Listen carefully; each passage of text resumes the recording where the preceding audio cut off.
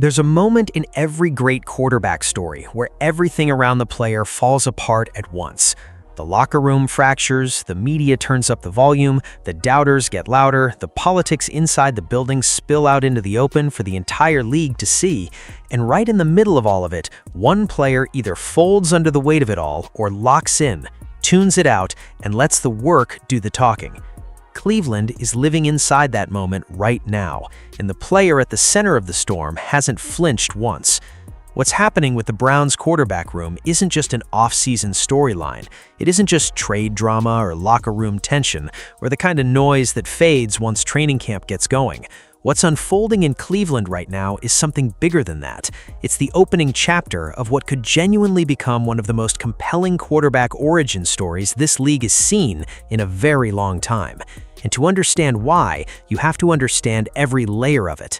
The commitment that started it all, the backlash that followed, the players who reacted badly, the player who didn't react at all, and the organizational machinery quietly being built around the young man who's been named the answer before he's even taken a regular season snap. Every single piece of this matters, so let's go through all of it from the beginning.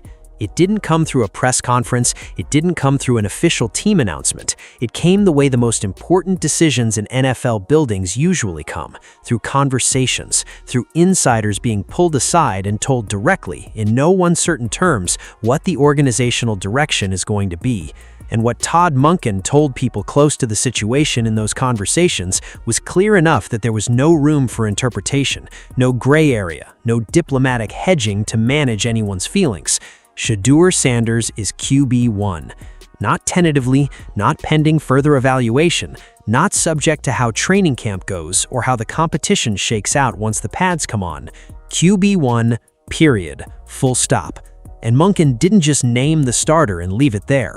He went further than that. He told people close to the situation that the entire architecture of this training season, every rep, every scheme decision, every teaching moment in the meeting room, every film session with the helmet cam footage they've been using to perfect his read progressions, all of it was going to be oriented around one singular goal: getting Shedeur Sanders to the best version of himself before this team lines up for a game that counts. Read that again and let the weight of it sink in. This isn't a head coach running a competition. This isn't organizational management speak designed to keep everyone happy and minimize locker room friction. This is a head coach making a philosophical commitment, a declaration that the direction has been chosen, the investment is real, and the entire program is moving in one direction. Monken isn't saying, let's see how this plays out. He's saying, this is our quarterback. Whatever we do this offseason is going to show we are all in. For a franchise that has cycled through starting quarterbacks at a rate that borders on absurd, that kind of clarity matters more than most people are giving it credit for right now, because a coaching staff's belief is contagious in ways that go far beyond the quarterback himself. It spreads to the offensive linemen who have to trust the guy they're throwing their bodies in front of. It spreads to the receivers who have to believe that the ball is going to be where it needs to be when they come out of their breaks. It spreads to the defense, which has to carry the weight of knowing that if they do their job and give the offense the ball back, something good is going to happen on the other side of the ball. When a head coach is completely, publicly, philosophically all in on a quarterback, the whole building catches that energy, and that's already happening in Cleveland, and it's going to accelerate considerably once training camp gets fully underway and the reps start stacking up. But the moment that declaration went beyond those closed-door conversations and started making its way through the league, not everyone inside that building was ready to accept it quietly, not even close. Dillon Gabriel heard what Monken said, and he did not sit quietly and absorb it. By all accounts, his reaction was immediate and it was loud. Gabriel has made it clear, in no uncertain terms, that he wants out of Cleveland. He wants a deal. He wants to go somewhere that is going to give him a genuine shot to compete at the pro level, to grow, to show what he can do without standing permanently in the shadow of an organizational commitment that was made before a single competitive rep in pads had even been taken this offseason. And look, to be honest about this, because this situation deserves fair analysis from every angle, Gabriel's frustration isn't hard to understand. He came out of college with a legitimate resume, Smart player, accurate quarterback, a proven winner at the college level with real credentials. He was drafted with genuine aspirations of building a career in this league. And now, he's sitting in a room being told that before training camp has even started, before any real competitive evaluation has taken place, the organizational focus has already been decided. That would light a fire under any serious competitor. It would make most players furious. Wanting more than that, chasing a real opportunity instead of accepting a role that was never going to evolve into anything meaningful in Cleveland, that's the correct instinct. That's what competitors do. The problem isn't the wanting. The problem is the moment it went public. The instant you publicly push for a trade, you shift the dynamics of everything that follows in ways that work directly against you.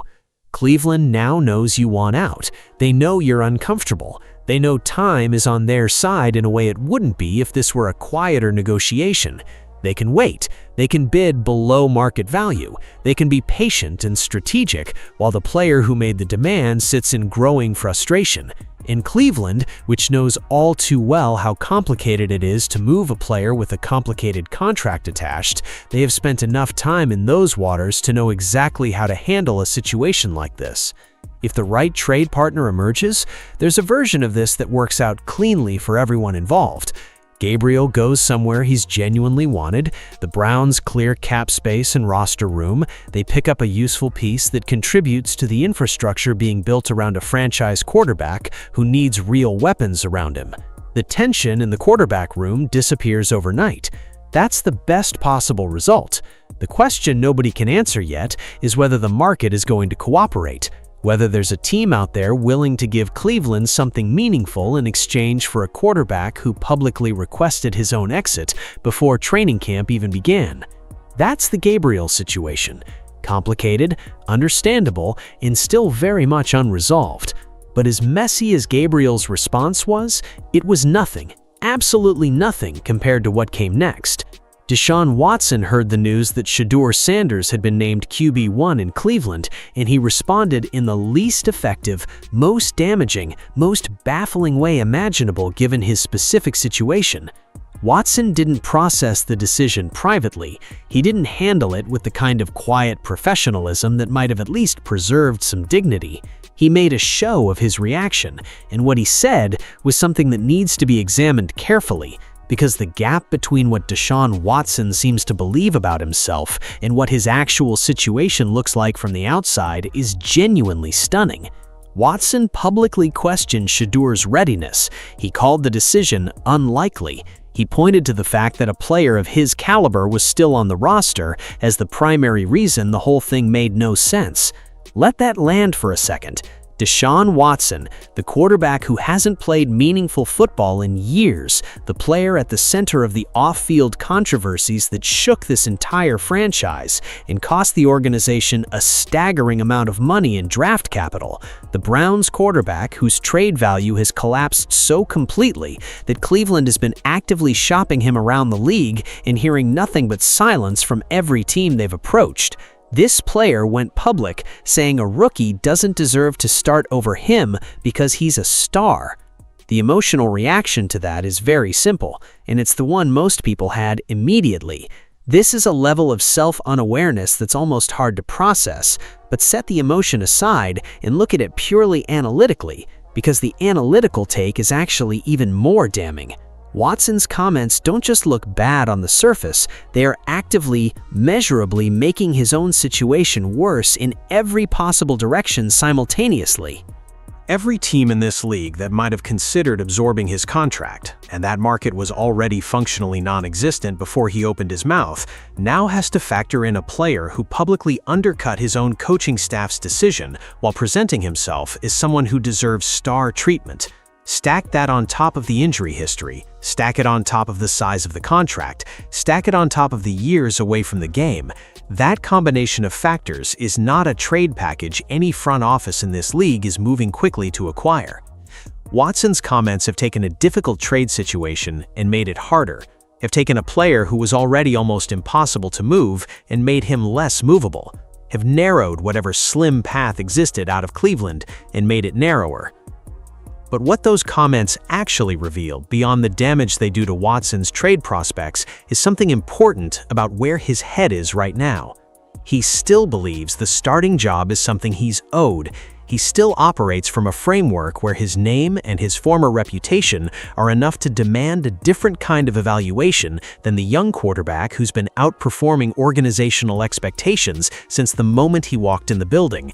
He still thinks the position belongs to him because of what he was, not because of what he's showing right now, today, in this building, under this coaching staff.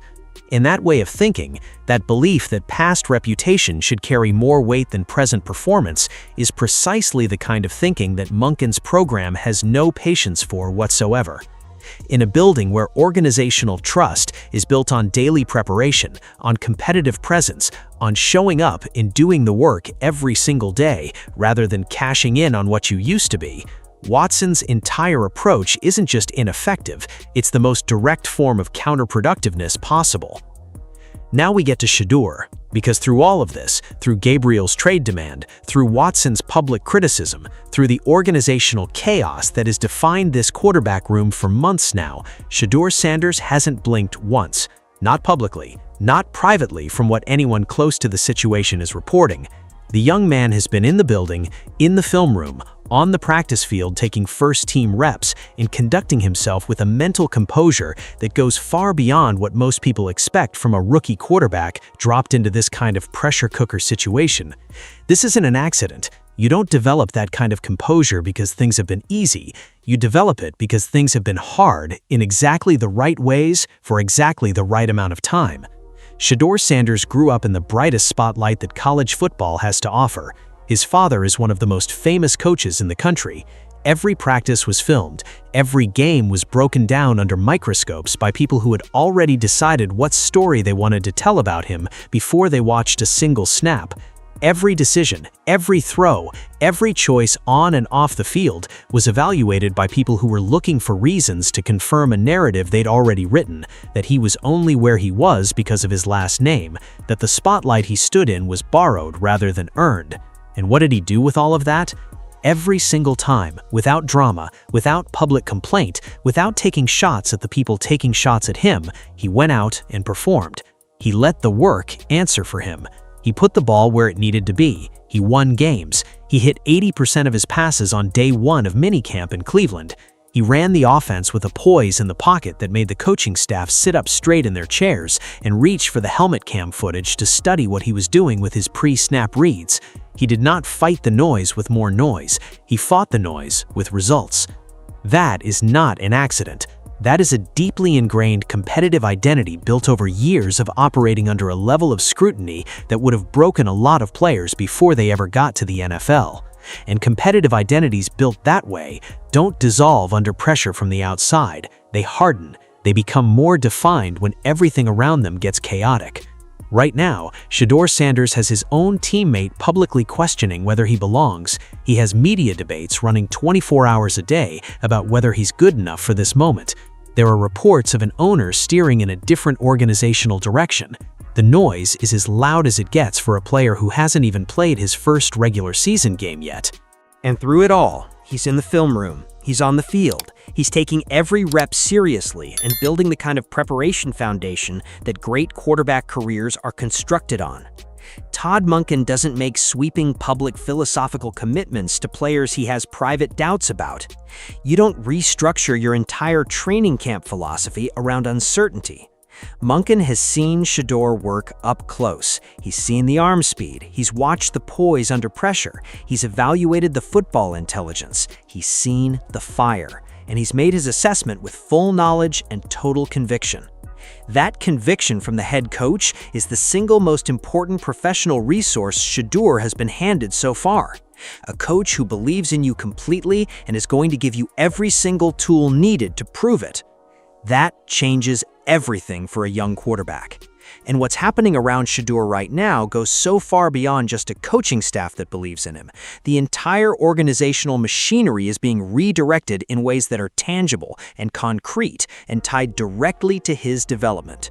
Which brings us to something that connects this entire situation in a way most people haven't fully processed yet. When people talk about the Browns' commitment to Shedeur Sanders, they're mostly talking about Monken's words, about the QB1 designation, about the training camp philosophy. And those things matter enormously. But the most concrete, irrefutable evidence of how real this commitment is doesn't live in anyone's words. It lives in what the organization is doing with its most valuable resources. And right now, Cleveland is using its draft capital in a way that tells you everything you need to know about how serious this is. The Browns have the 6th overall pick and the 24th overall pick in this draft, and what happens with those picks is downstream of one central decision. Shedeur Sanders is the franchise quarterback, and this roster is being built to maximize what he can become.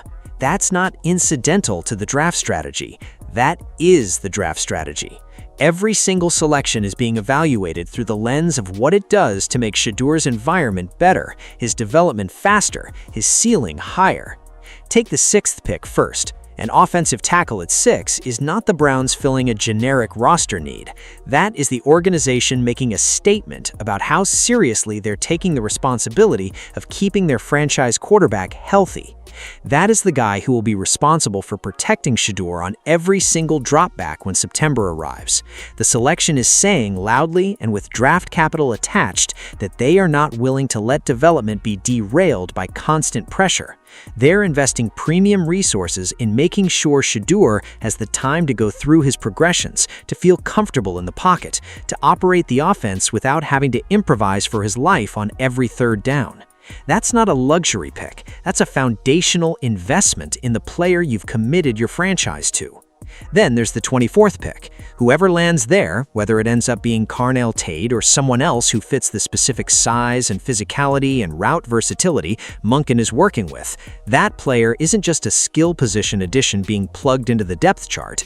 That is a weapon being placed directly in Shedeur's hands, a player who will be running routes in this system from the first day of OTAs, building chemistry through every rep, developing the kind of timing and communication that only comes from real shared preparation over real accumulated time together. Great quarterback-receiver chemistry doesn't appear on opening day. It's built during OTAs and training camp, in the preseason, and all the quiet moments in between where two players learn how each other moves and thinks and reacts to coverage. By drafting that receiver where they're drafting him, Cleveland is giving Shedeur a head start on the most important relationships in his offensive toolkit.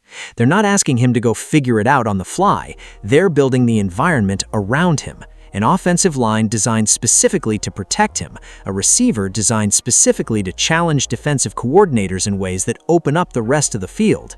And behind all of that, a defense that could use a veteran pass rusher to complement what Myles Garrett already brings, a unit capable of creating short fields and favorable game scripts rather than putting the entire weight of every game on the rookie quarterback's shoulders.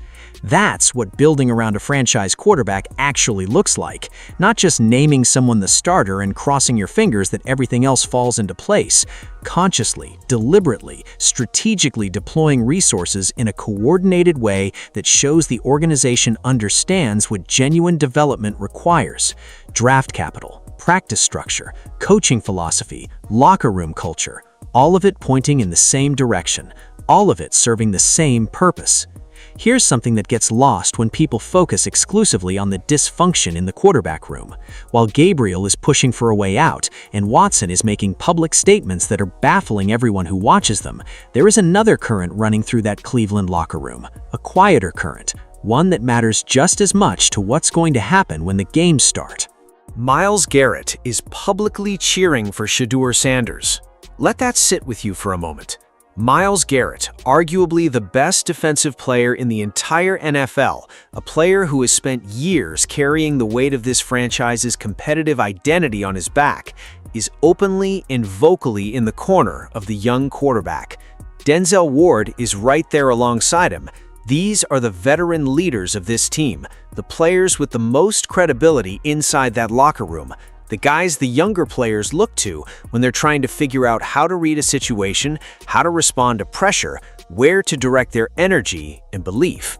When those players are publicly aligned with the coaching staff's commitment to Shedeur, that alignment sends a message through the entire roster that no press conference or official announcement can replicate. It says the real leaders of this team believe in this quarterback. It says if you're in this building and you want to be on the right side of history, you get behind the guy Monken believes in, the guy Myles Garrett believes in, the guy who's been in the film room and on the practice field doing everything right since the moment he arrived. That's the kind of locker room foundation that great teams build their runs on, not unanimous happiness. You'll never have that in a competitive professional environment, but aligned leadership. Veterans who've decided this is the direction and are actively pulling the culture in that direction through the weight of their own credibility and example. The chaos in the quarterback room is real, but so is the energy around Shedeur from the people whose opinions carry the most weight inside that building. Here's the thing about all the noise and the dysfunction and the drama that's been swirling around this situation. Here's the part that doesn't get said enough because it requires a longer view than most off-season coverage is willing to take.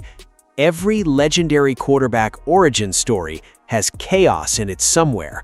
Every one of them. You go back through the history of this league and you find the quarterbacks who defined franchises, who led cities to championships, who became the faces of something that felt bigger than football. And somewhere in the opening chapter of every single one of those stories, there is adversity, there is outside doubt, there is organizational messiness. There was a moment where the player had every reason to let the external pressure affect what was happening internally. And the thing that separates the players who go on to build legendary careers from the ones who don't is almost never pure talent. It's almost always what happens in that moment, whether the player folds or locks in, whether the noise gets inside or gets filtered out entirely. Shedeur Sanders is getting all of it simultaneously right now, his own teammate calling him out in public, a quarterback room that's a full-blown soap opera being covered by every major media outlet in the country, reports of an owner pushing for a different direction, trade drama swirling around the depth chart, questions about his readiness being debated on every sports show with an audience. And through all of it, through every single piece of the noise, he keeps showing up. He keeps preparing. He keeps putting the work in on the days when nobody's giving him credit for it. That's not nothing. That's actually everything. Because when this season actually starts, when the Browns line up for real games with real stakes, and Shedeur goes out there and performs the way Monken believes he will, when the offensive line keeps him clean, and the receiver at 24 starts separating downfield, and the offense starts to click, and the wins start stacking up, and Myles Garrett's defense is creating the short fields that take some of the early pressure off the early, this entire ugly, chaotic, drama-filled offseason is going to be recontextualized completely. It's going to look like chapter 1 of something, the opening pages of a story that Cleveland fans are going to be telling for a long time. The moment when everyone was doubting and the organization committed anyway. The moment when his own teammates were undercutting him publicly and he just kept working. The moment when the media was running debate segments about his readiness and he was in the film room studying with a head coach who had staked his organizational credibility on the belief that this kid was the real deal. These are the moments franchise quarterbacking stories are made of. They only look significant in retrospect. You have to be watching closely enough in real time to understand that you're seeing them happen. Pull every thread of this together and look at the full picture honestly. You have a young quarterback who spent the offseason in the building while others were elsewhere. A player who hit 80% of his passes on day 1 of minicamp. A player whose head coach uses helmet cam footage to personally work with him on read progressions and calls him an elite playmaker in public without any hedging or qualifying language attached to it. You have an offensive line being specifically rebuilt around keeping him healthy. You have a draft class assembled with the explicit purpose of handing him weapons from day 1. You have the 2 most respected veterans on the roster publicly aligned with the coaching staff's commitment to him. And you have total organizational commitment from the coaching staff's philosophy, from the front office's draft strategy, from the culture being built in that locker room. All of it saying the same thing in different languages. We believe in this quarterback. We are building everything around him. We are all in. The quarterback room is a mess right now. The drama is real. The noise is loud. Gabriel wants out. Watson is making comments that are damaging his own future in ways he doesn't seem to fully grasp yet. The situation has all the energy of a full-blown off-season crisis, and the media is treating it exactly like one. But underneath all the noise, quietly and deliberately, something else is being built. A foundation, an infrastructure, an environment designed from the ground up to give one young quarterback everything he needs to become what the Cleveland Browns have been waiting to find at this position for longer than most of their current fans can clearly remember. Cleveland has been searching for this moment at quarterback for a long time.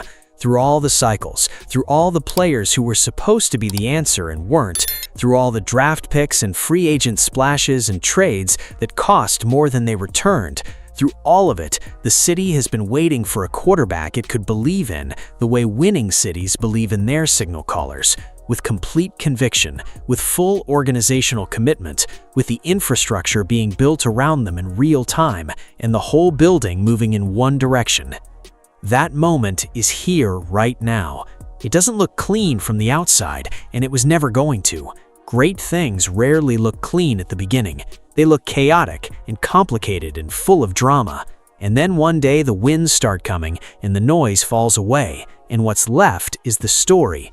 And the story Cleveland is writing around Shedeur Sanders right now, rep by rep, draft pick by draft pick, film session by film session, with a coaching staff completely and irreversibly committed to the player at the center of it.